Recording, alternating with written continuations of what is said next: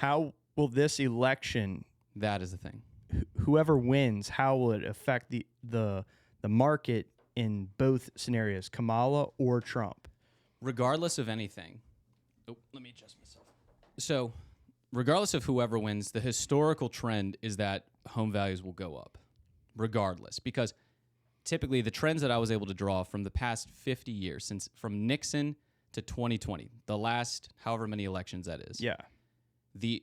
The only thing that has happened, except for a few years, a few periods of instability, the year leading up to election, typically interest rates drop. We've already seen that. Mm-hmm. Typically, buyer demand decreases because people want a clear vision of economic certainty, what direction the country's going in. But regardless of whatever policies are in place or proposed by either candidate, the next year, due to the low interest rates and due to the clear economic picture, whether people agree or disagree with it, home values typically go up by a pretty substantial margin. There were some years be 27% in some cases. Well, yeah, so, and that goes to my unbridled opinion of what will happen from this election. Yeah. This election actually doesn't matter when it comes to home prices because, once again, the reason why... Not in the year following. Well, I mean, sure. Yes. But the reason why home prices go up regardless of the Green Party wins, the Democrat Party wins, or the Green Republican... Party's a joke. Or the Republican Party wins. I remember... I'm sorry, go ahead. It's because of inflation of the U.S. dollar. Yes, that's true. But specifically, if we're just talking about local trends, not even broader trends, we're talking about local trends year to year. Typically what happens is that prices stagnate a little bit in the year leading up to an election and during an election, and then after, they boom. Yeah. Because everybody's like, okay. Now we have a clear outlook of what's going to happen. Yeah, our guy won or lost. Freaking deal with it. All right, I guess I'll buy this house now. Yeah. Depending on whatever. No, it's so funny. I remember... Because the homes go up because of the inflation of the dollar, regardless of who's president.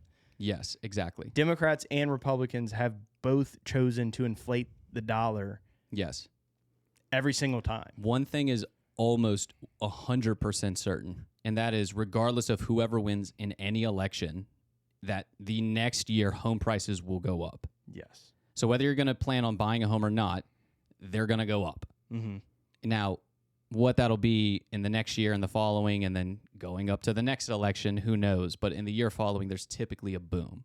Yeah. Now, is that because of the actual election, or was that like a psychological kind of thing? I don't know. Where people were just kind of holding out because they thought that the U.S. election actually affects home prices, but it actually doesn't because, once again, it's the inflation of the U.S. dollar.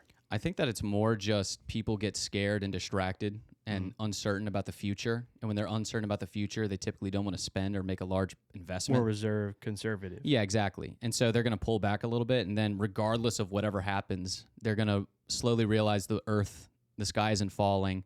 And then they're going to enter back into just, I guess I'll live my life.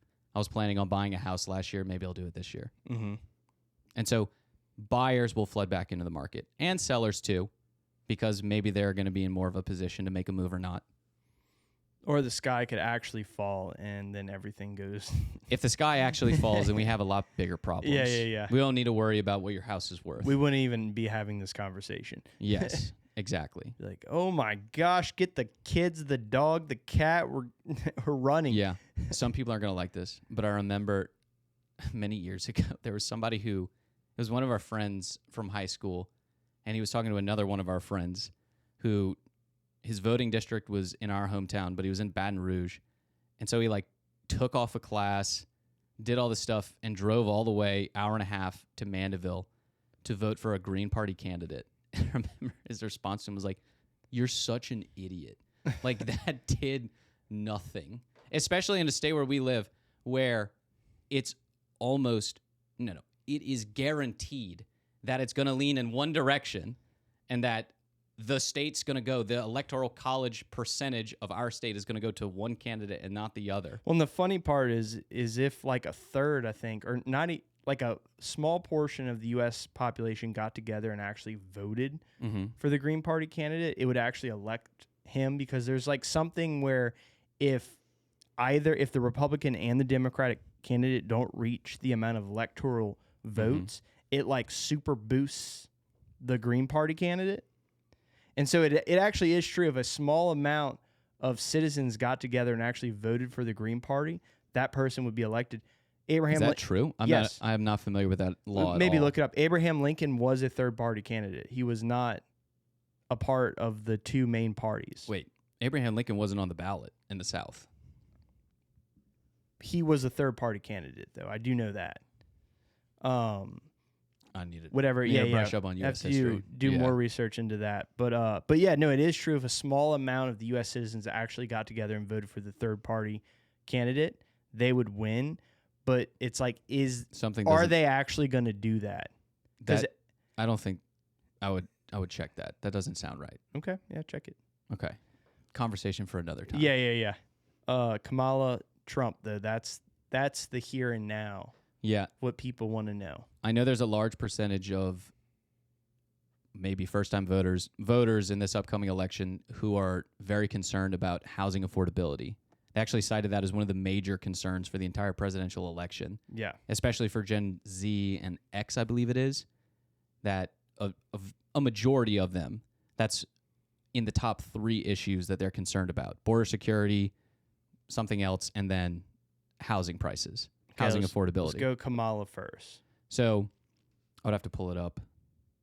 Basically, in the gist, without getting into the specific details, Kamala proposes to, her number was, I think she wants to build 3 million houses in order to increase housing affordability, to decrease the value of homes, and to make it more affordable. She has 2 main proposals. The first is to grant $25,000 to first-time home buyers. The second is to build 3 million homes across the country to increase the housing supply. Because it's the same thing that we were talking about earlier. Housing is affected by simple supply and demand economics. There's less houses on the market right now than there are buyers looking, and so housing prices are going to go up. Yeah. And so that would combat it. Then Donald Trump's is essentially what would be the typical Republican stance, which is to cut back on regulation to increase economic stimulation and development. And that's a big thing, too, because I don't know if it's since 2016 or if it's since 2020, but in either of those time periods, I believe it's 2020 to now, the price of construction from labor to materials has increased, I think, 30% on average across the nation. And so that's a huge thing. I remember when the interest rates started going up initially, I had a lot of builders that I was in conversations with and recruiting them to be my clients that en masse pulled back. You know, they might have had, I think there was one guy who had 60 plots of land, and he said, yeah, we're just selling almost all of them. We're finishing the stuff that we're on right now because we just can't afford to build. We're not going to make any money. And so that's a huge thing. It's not, the housing supply is not, or the housing shortage is not a result of mostly of sellers pulling back and not wanting to put their property on the market, even though there is the golden handcuff rule where they don't want to give up their interest rate. It's mainly builders and new starts. New construction has substantially decreased since 2020, since the boom of interest rates.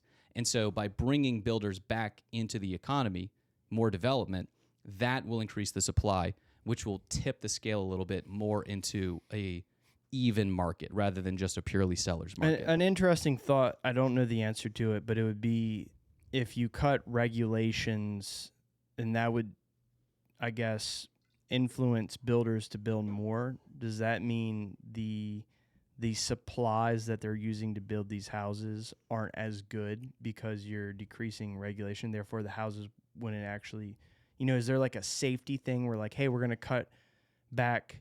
I don't know what the exact regulations would be. Yeah. Okay. That's something. Another thing is tax breaks. Tax breaks, yeah, which generally stimulates the entire country. Yes. In like all manners. Yes.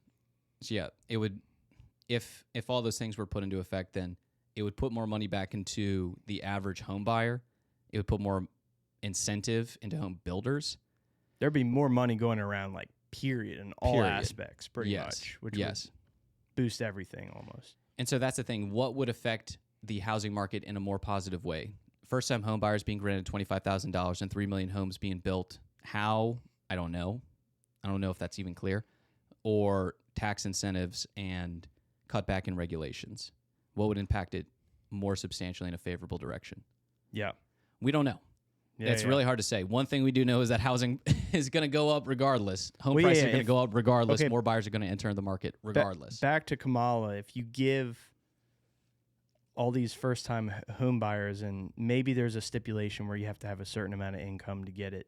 Yeah. But if you give all these first-time home buyers $25,000, well, that's just more dollars given out. More dollars equals more inflation, equals home prices are actually going to just continue to go up. It's not going to make homes more If a magic affordable. wand was waved and $25,000 are being rolled out en masse to people who are on the verge of buying a home or not, because I would assume that would go towards not paying down their equity, because if it did, that wouldn't do jack. Yeah. That would decrease your monthly note by $100. I don't think if you're looking to enter into the housing market or not based on $100 a month or not, you should definitely not be buying a house. Yeah. You need to figure out your life more first.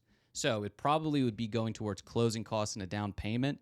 And I'm sure there would be something where you're not just guaranteed $25,000. It would be based on debt to income, the value of the home, the loan to value, all that kind of jazz.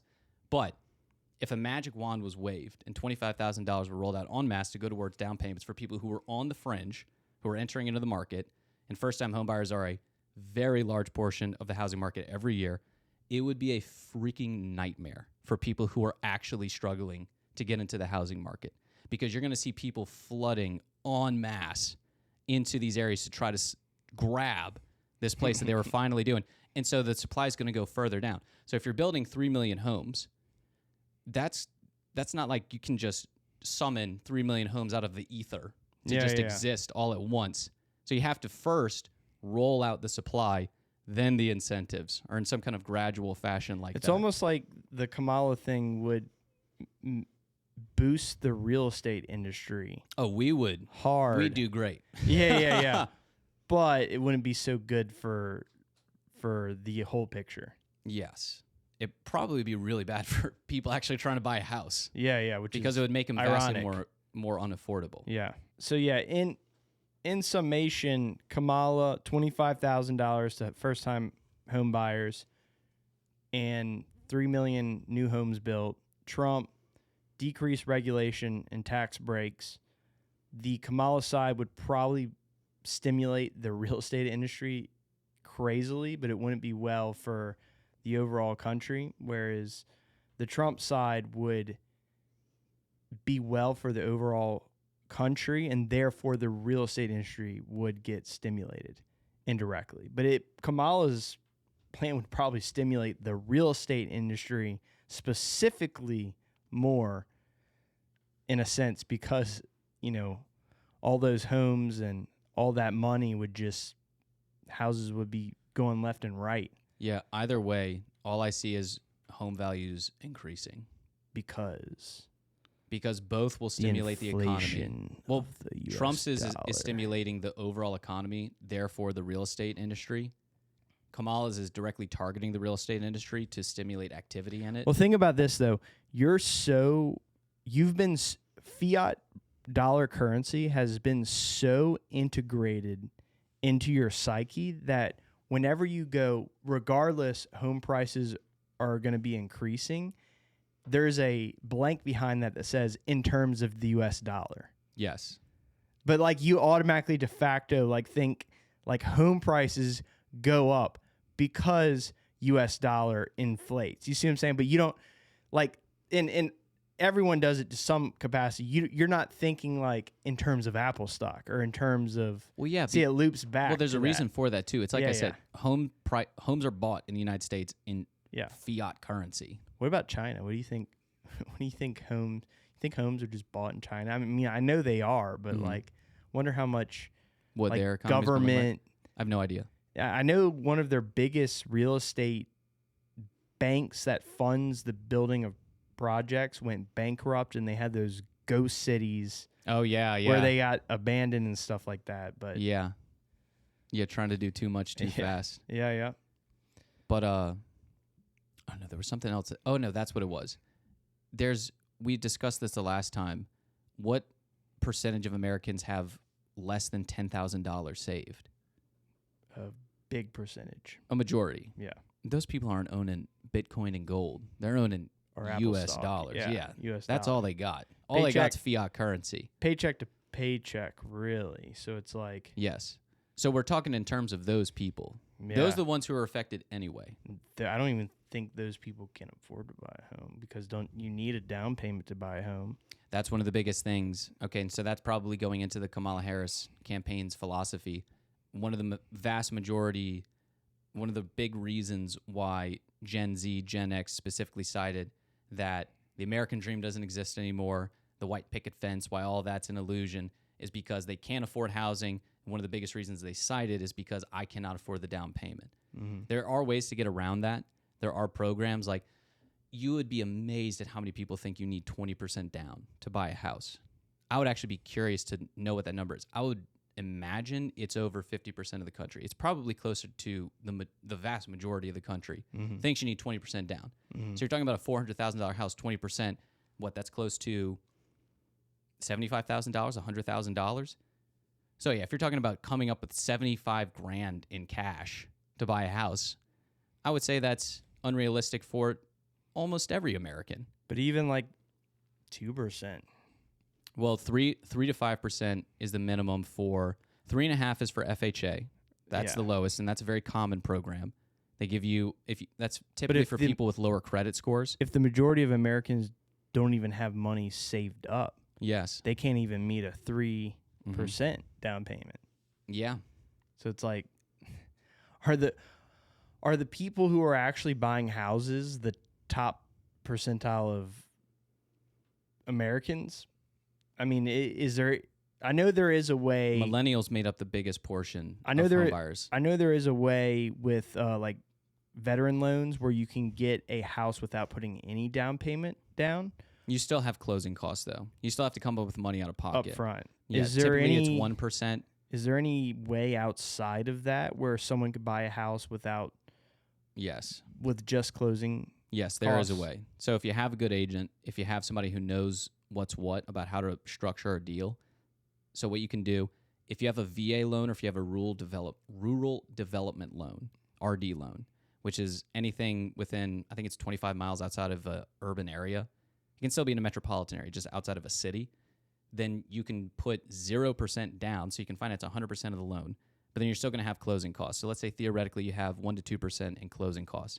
$400,000 house, say it's $5,000 to $8,000 that you would still, regardless, have to come up with. Can you do that in Mandeville? Yeah, you can do that in Mandeville. Oh yeah. Why don't we do that when we bought our house? There's reasons.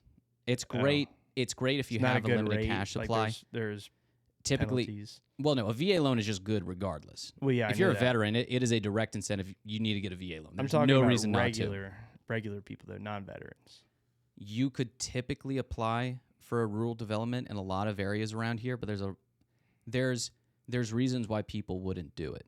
It's not always the best case scenario. Conventional loan is the gold standard. They probably charge higher interest rate. Higher interest and origination fees, and I think maybe mortgage insurance as well. For FHA loan, you can put a lot less down. You can have a worse credit score, but you're going to have typically a lower interest rate, but you're going to have permanent mortgage insurance as well. Mm.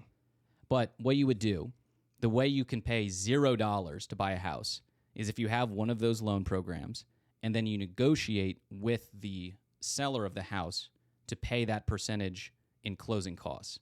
So you would ask, typically you're probably going to give them a good deal for that, and you would ask, instead of a lower price, you would ask for that in cash value at the closing table. I've actually had people where the seller owed money when he's selling the house. Like actually he's coming to the closing with a check. So it took a loss on it. Mm. Not even a loss, but like I actually owe money now just to get rid of this property. Yeah. So it is possible. Mm. It's not common though, I would say. Mm. Typically you're going to be putting down, at a minimum, I would say the average is going to be 5%. Yeah. So 5% of most people don't have in America. Well, 5% of $400,000 is $20,000. Yeah. So yeah, not a lot of people are going to have that. I'm going to ask Perplexity. It says 5%. 5% of Americans have $20,000 in cash. Have savings accounts with balances ranging between $10,000 and $20,000. I don't know what source this is or but is how that accurate is that up to $20,000? It says 10 to 20. So it didn't give me exactly 20, which is probably less than 5%, but someone's lying with their statistics.